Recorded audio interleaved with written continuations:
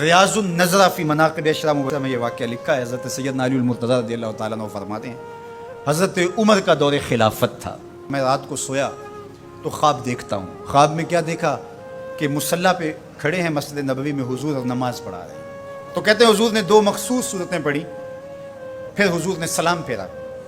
تو سلام جب حضور پھیرتے تھے تو بہت جلد رخ پلٹ کے صحابہ کی طرف کر لیتے. حضور جانتے تھے صحابہ میری زیارت کے لیے ترس گئے ہوں گے, چونکہ اتنے لمحے بھی کب گزرتے تھے.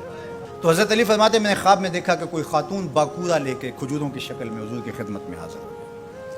اب جو جتنے بھی نمازی تھے حضور نے ان کو بانٹنا شروع کر دیا. ایک ایک کھجور حضور نے سب کو عطا کی.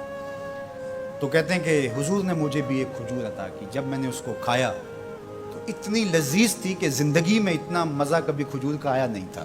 حضور نے مجھے ایک دی, باقیوں کو بھی ایک ایک عطا کی. میرے دل میں تھا کہ حضور سے عرض کروں حضور مجھے ایک اور عطا کر دے, لیکن ادب حیا مانے رہا. میں آرزو رکھنے کے باوجود دوسری کھجور مانگ نہیں سکا. اسی اثنا میں میری آنکھ کھل گئی. آنکھ کھلی تو کھجور کا ذائقہ میرے منہ میں موجود تھا. مسجد نبوی میں ادھر اذان ہو رہی ہے. میں جلدی سے وضو کیا اور سنتیں پڑھی اور مسجد نبوی میں پہنچا تو حضرت عمر نماز پڑھا رہے تھے. اور جو صورتیں رات خواب میں حضور سے میں نے سنی تھی حضرت عمر بھی وہی تلاوت کر رہے تھے. مجھے لگا کہ رات والے خواب کی کوئی تعبیر تو نہیں ہے. خیر جب سلام پھرا تو حضور کے طریقے کے مطابق وہ بھی رخ پھیر کے صحابہ کی طرف بیٹھ گئے. میں نے دیکھا ایک طرف سے خاتون کھجوریں لے کر کے بھی آ گئی. اب مجھے پکا ہو گیا کہ خواب کی تعبیر ہی میں لکھ. خیر حضرت عمر بانٹنے لگے تو مجھے بھی کھجور دی.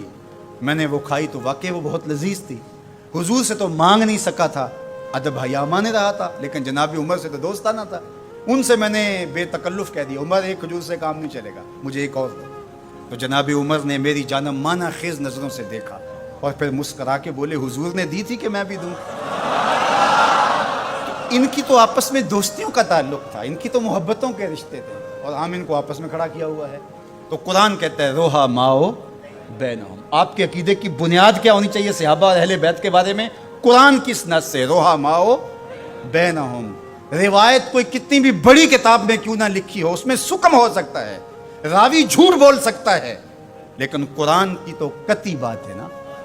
اس لیے قرآن کہتا ہے روحا ماؤ بینہم. یہ تو آپس میں پیار کرنے والے تھے, یہ تو آپس میں محبت کرنے والے تھے. ان کا تو الفتوں کا رشتہ تھا, ایک دوسرے کے وزیر اور مشیر رہے ہیں, ایک دوسرے کے کاموں میں ان کی معاونت کرتے رہے ہیں.